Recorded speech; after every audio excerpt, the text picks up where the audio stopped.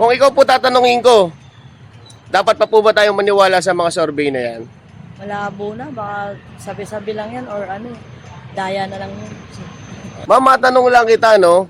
Sa buong buhay mo po ba na-interview ka na gaya ng Pulse Asia? Na-interview ka na po ba nila? Natanong ka na nila? Hindi pa po, wala pang nagtatanong sa akin eh. Maganda nga may magtanong na eh.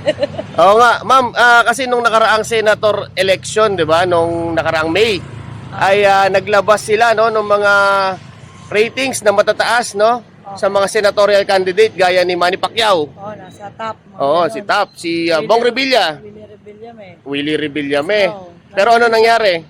Nalaglag. Kung ikaw po tatanungin ko, dapat pa po ba tayong maniwala sa mga survey na yan? Malabo na, baka sabi-sabi lang yan or ano, daya na lang yun. Kumbaga ano na lang din yun, nasa tao talaga din.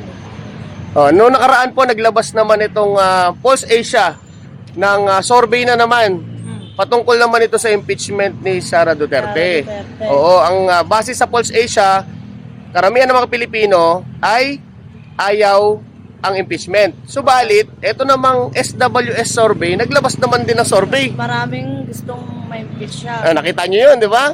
9 out of 10. So, sino po ba yung dapat natin paniwalaan o meron pa ba tayong dapat paniwalaan sa kanila? Malabo na nga yung mga ganyan eh. Baga nasa tao pa rin eh.